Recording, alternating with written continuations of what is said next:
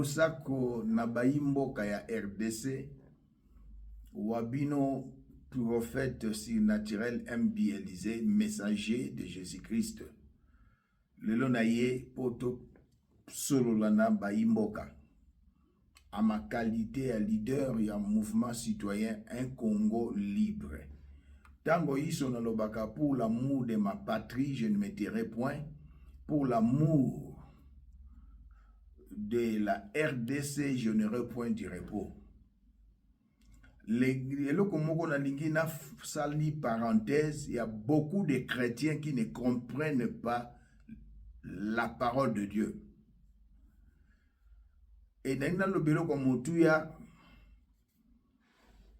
Moussal Nanzambe à cause de la présidente de la République, Moussal Nanzambe à cause de la ministre, Moussal Nanzambe à cause de la sénateur, Moussal Nanzambe à cause de l'acteur politique, même dans l'opposition comme dans le pouvoir. Tout le monde dans l'Ancien Testament, être roi et fonction politique. Les 3 jeunes hébreux dans Babylone, basala politique, par exemple, les allées belés. Et les gens ne comprennent pas ce que c'est la politique. Je ne suis pas là pour vous apprendre. Donc, dans les seigneurs, il y a des ignorants, comme l'apôtre Paul à Loba Kiango. Dans Koloba Lelo, on a kangi parenthèse. Tolandi procès na cour constitutionnelle, bakati, condamné Matata Mponyo. Na be mission nangeleki na lakisaki ba mbongo ya ba projet ezalaki ebele kaka bukanga lonzo te oyo Messi Matata Mponyo a réalisé ba projet wana te. Oui, alie mbongo asali mabe esengeli akangama. Mais loko biso na mouvement citoyen Un Congo libre tozo boya politique, il y a 2 poids et il y a 2 mesures. Motolokola Nicolas Kazadi alobi yango nando tote na ville Kinshasa. Soki ba projet ye bazui mbongo te tozui mbongo, cela signifie azana kati tokaboli makamusus après. Elingi kolobake ye ayiba ye alia bambongo ba projet na baninga. Justice mboka na biso sui ba bengisi ye ba interpeller ye ba lobi na ye soki ezalaki na Kasai izonga na Kinshasa akoma na Kinshasa. La maman du président de la République a pesi ordre batika ye azu ba garde républicain l'accès bino vidéo bazo garder en tant que qui. Il n'est pas de la famille présidentielle. Va regarder en tant que qui. Bozomo na politique obisitozo boya. Nzambo ya kela likolo mabele pese na mabela lobby. La justice élève une nation.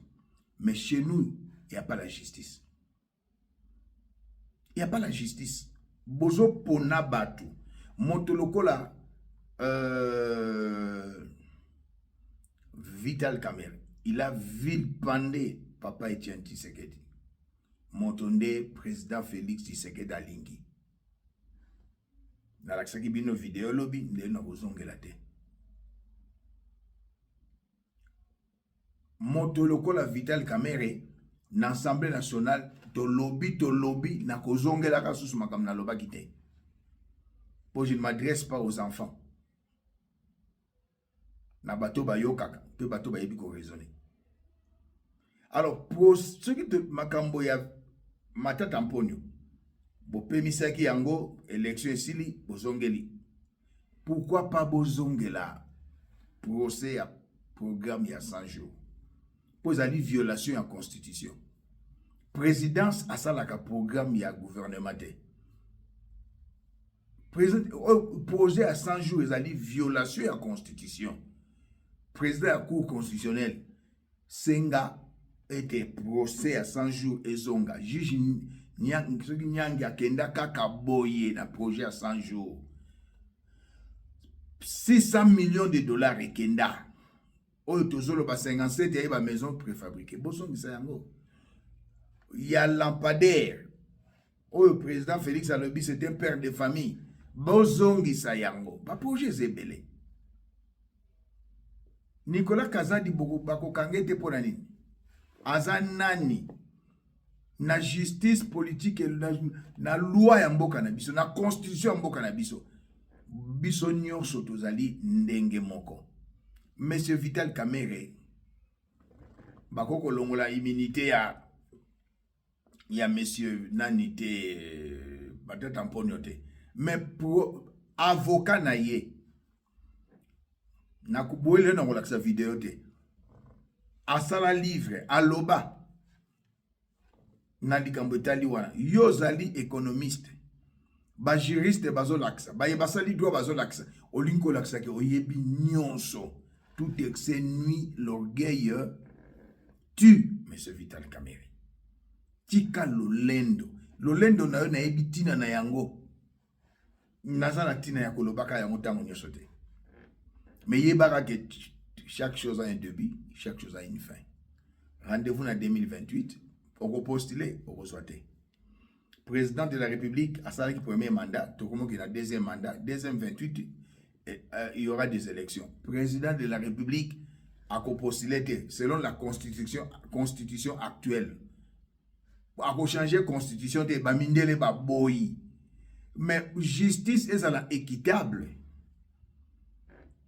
Matata mpono ba kangiye ba condamné ba kuchei maboko à côté de prison. Oui, pour Ayibi Mbongo, il n'est pas le seul Moyibi, bazali belé. Na premier mandat ya président, na deuxième mandat bato bazo yiba bazali belé. Chef d'état-major général oya uti kolega. Ba tuniye na président de la République. Ba soda bazaku na combien apesi effectif mosusu. Mbongo tu. Oya somi minduki na moins cher. Chef ya maison militaire bakosimba kayete ba intouchable bazali na mboka na biso. Wana justice na mboka ezate mboka pe moye tombwama ezate po nzambe lobi la justice élève une nation développement ya mboka utaka na justice pays ko la développer ndenge nini il y a des intouchables comme Vital Kamerhe intouchable alloba ndenga lingi alloba ndenge lingi ayutu ko na bato awake kalate relation diplomatique na ya Rwanda na RDC gozonga e kozonga armée rwandaise n'a ebimité na mboka na biso. M23 ebimité. Les deux provinces, Nord Kivu, Sud Kivu, na maboka bapaya. Wana, bokomona pena Congolais. Toyebi no ba Congolais. Mboka eza ya ba politicien te, mboka eza ya ba Congolais nyonso. Mais le lengo oyo bozo kamba mboka. Mboka lokola R de Afrique du Sud de Sikatozali. Maloba ya moto ba bengi Nicolas Kazadi mbe alingaka zanga nzela kotambola pe bozwi bilenge moko bopesi bango drapeau ya bilenge ya IDPS po bana wana bazaba na IDPS te pona ko salir ko fingisa ko cracher na mémoire papa Etienne Tshisekedi na parti très cher papa abundela pe anyokola tout ça to ebibino bo boma IDPS bosala ki nyonso pe papa azala te na bomoi po bino botika la ko régner mais boye bakake makila ya moto ekriaka vengeance makila ya papa Etienne Tshisekedi ekosenga ezosenga vengeance botanga mais ba critique sainte malamu botanga la parole de Dieu malamu boko comprendre et batu nyonso na ba réseaux sociaux boke na makambo etali matata mpono mais na tuni bandeko na ba congolais bino boleka na ba réseaux sociaux. Moi je ne suis pas un communicateur, je suis un acteur politique responsable du mouvement citoyen Un Congo libre. Botuna ba autorité en mboka, botuna garant de la nation, toko récupérer Nord Kivu na Sud Kivu kan botuna mokonzi mboka résolution 2773 tosuki wapi bokamati kaka bokena ba procès bato bazoko kufa na este. Uvira ezali menacé. Bandeko nanga totelema tosikola mboka. Nous ne voulons pas la politique, la justice à l'olengo et soleka ezamabe. Et le nom le pourquoi, quoi qu'il est fautif, quoi que c'est un voleur, quoi qu'il a détourné mbongwe ba millions et belé matata mponyo ba mindele ya lelo ba lingaki a postulé na 2028 on a révélation. Botala ba mindele ndenge bazo soutenir Kagame terroriste et sanguinaire. Ba mindele pona bango 2028 Eza Joseph Kabila te. Kamere te. Les juifs zambiens Moïse Katumbi te. Ezalaki matata ponyo. Ba service ba signaler na présidence ya bomoni likambo ye moto batiaye maboko pour être azala candidat na 2028 t. C'est un voleur, c'est un détourneur. Nazo telemela bazo yiba. Pe okomona congolais muso solo bake ya yibi me atongi atongi université. Na mbongo ya peuple congolais, c'est un voleur. Il faut boto l'université comme ya l'État. Mais la vraie raison oba kangeli matata mponyo on a eu une révélation. Ezali kambo ya solo ba américain ba lingaki pouvoir et l'ongana ouest et zongana est ba américain candidat na bango ezalaki monsieur matata mponyo azala candidat pe ba tchaye président parce que ici au Congo, chez nous au Congo, on impose, il n'y a pas des élections. Oui, ça va théâtre. Tu ne peux jamais devenir président de la République ce qui va mindele ba boyito bandimio so ba boyo au le karaté ba boya Jean-Pierre Bemba en 2006 il avait gagné les élections ba boya papa Etienne Tshisekedi de son vivant n'a pas gagné azate ba mindele ba boya ba komotinda dans l'élection et sili ba komotinda ba ambassadeur na résidence na limité ba imposer Joseph Kabila tant Joseph Kabila akamati ba minéraux en mboka na biso a pesi ba chinois ba pesi mu Congo. Faut dire la vérité. Matata Mponyo est arrêté, je suis d'accord. Mais tant que le président de la République va signaler que Matata Mponyo c'est le choix des Américains. On va accélérer Makambo na lombango. Et Vital Kamerhe yebaki pe yango na ba service ya ba mindele. Pour plus de un réseau d'intelligence privée. Tout ça va moins traiter. Vital Kamerhe yebaki yango monazo telemela yango. C'est vraiment regrettable. Bozongi sa nini procès à programme à 100 jours. Ba kombo ezali. Bozongi sa makambo ya makambo ya procès à monsieur ya monsieur Nicolas Kazadi bozongisa yango. Tolingi mboka na biso estelema, mboka na biso ekende liboso. Me na balolenge oyo te. Na balolenge oyo te. Je suis d'accord. Asali mabe Matata Mponyo akende prison. Me ba miyibi en cravate basé belé. Biselele bakutaine avec 7 millions de dollars. Batika e kaka boye. Proche ya président Félix Antoine Tshisekedi. Ba miyibi bazali ebele. On a outi kotanga bakombo. Chef à maison militaire. Bazé belé. Bana bakosimba bango te botika biloko wana. Peuple congolais ba communicateur ba leka bandeko boleka na réseaux sociaux boyebisa bandeko boyebisa bazo kamba Congo bandeko bazo kufa na mboka na Nord Kivu pe na Sud Kivu. Mboka oyo FARDC a récupéré na bawazalendo na Kishishe. Ba boma plus de 4000 personnes. Et plus de 2000 bakunda bango na bomoi batumboli ba force commune babwaki bango na kati bandeko na ngai. Ce monsieur aloba yango muyaya aloba yango te biso 24 heures sur 24 heures toyebi makambo ezoleka na kuna na est mboka na biso. Tant Bunaganda ekwei 2 ans après avant Goma ekweya, s'il y avait un gouvernement responsable, Bosala nini avant Goma ekweya? Bunaganda ekweyaka 2 ans avant. Bokolongola mwana mboka Jean-Pierre Bemba Gombo pour mettre un infirmier de formation. Vous allez, voilà beaucoup ça dans le pays. Ça, si tu ouvres la parenthèse, je vais fermer la parenthèse.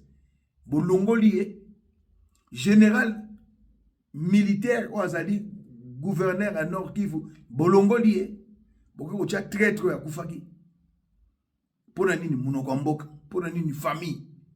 Mais quand vous êtes chef de l'État, maman qu'on peut se mettre de thé. Maman qu'on peut se mettre de thé. Maman qu'on peut se mettre de thé. Longola, pour la nini, loi de la programmation. Loi de la, il y a programme, il y a armée, 1 milliard 500, et comme 3 milliards 500, Jean-Pierre Bemba Longwa, Bocha Moutunabino. Moi, d'envita, aïe bien l'autre côté, la preuve, à Kenekoluka, Jean-Pierre Bemba, ministre des Transports, tout n'est pas conseil. Ça, c'est quel pays? Mboke Tamoussa Maraboyete. Ce bozo kokate botika, bino pe boko a redémissionné, boko rappel kotikate. Tala na sena nenge bazo potana.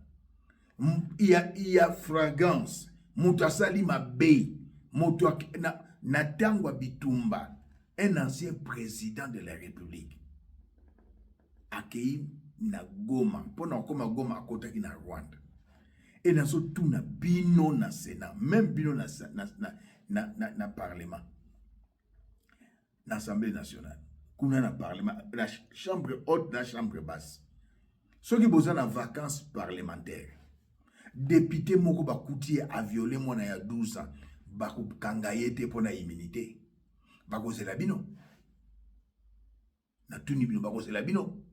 Député moko a koti na ndakumbe ba voisin a bêti 4 personnes massas. Bo kangayete pour na immunité. Pourquoi vous jouez avec les gens? Quand il y a Joseph Kabila, ils ont dit qu'il y a immunité. Ils ont dit qu'il y a fragrance. Ba preuve ezali. BBC, TV5, ba chaîne nyonso ba lobango yemu akota na Goma batu ba mona ye. Il a encouragé AFC na M23 Joseph Kabila. Dans un pays qui se respecte, parce que chez nous il n'y a pas de respect, il y a loi. Chez nous, un gouvernement faible, une administration faible. Joseph Kabila il fera qui boke na magaba immunité ba longola une nationalité congolaise. Il y a des preuves. Aux États-Unis, surtout en France, s'occupent à couture arabe, sénégalais, congolais, aux nationalités françaises. Mais aux terroristes, aux nationalité. Usurpation de nationalité, d'identité. Oh, Joseph Assala Kabila. Il n'est pas Joseph Kabila, Hippolyte Kanambe. C'est un Rwandais touti. Bolongolaye nationalité.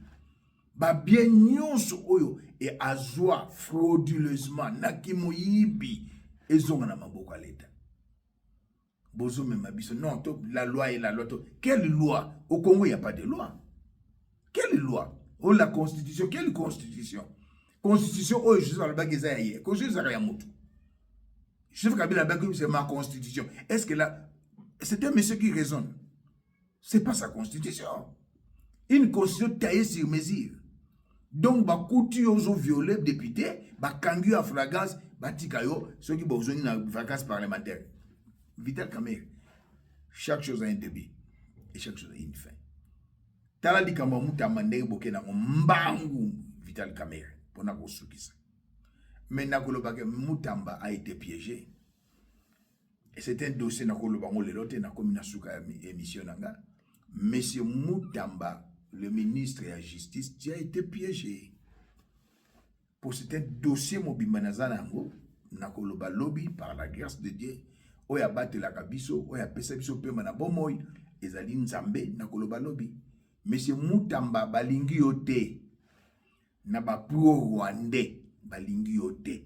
Ba pro-rwandais oyo baza na présidence na ba rwandais tuti baza na présidence. Ba rwandais tuti baya na brassage, baya na mixage, baza na armée pe police. Ba rwandais tuti oyo bazali na gouvernement balingi yo te na ba pro-rwandais bango nde wana ba piéger yo. Présidence, gouvernement, armée, police, ba piéger yo. Monsieur Mutamba. Ozana berer na yo, ozana ba défaut na yo, mais osepelisi batute système oyaki pona bango oyaki pona ko baby sa système et tout est préparé na prison bakanga yo bakeno ko saloma be na prison. Mwana mwasi oyo soki dishosho wana alekisi eloko moko wana ko lazana tina ko lekisa ngote lelo sa video ya mutu te azolo bana matata mponi akima okozala ridiculiser Mutamba kima okozala ridiculiser po ye moka uti prison ayebi basalaka ye na prison bomona ke ba toza na gouvernement moko na administration moko faible bazonyokola ba prisonnier. Cette femme makamba lobi boy alobaki na ba TikTok bolandaki nenga zu ba soem akeba na poto ba pese ba soem médico azu ba soigner ye alobaki na beaucoup besoin na monoko nanga nana nazali porte parole na été. Donc na prison ba comme ko nyokola batu yo mobali musu akobima na yo eloko bazo kanela matata mponyo bamibali batie bamibali babima na yo. Mutamba bamibali baza kuna bazo kanela bango babima na yo. Mwana mwasi na so dishosho soki Denise dishosho mutalobi yango, c'est grave. Et mon frère nani évêque Mukuna, tout ce temps qu'il a passé en prison, tu m'as solonné na téléphone.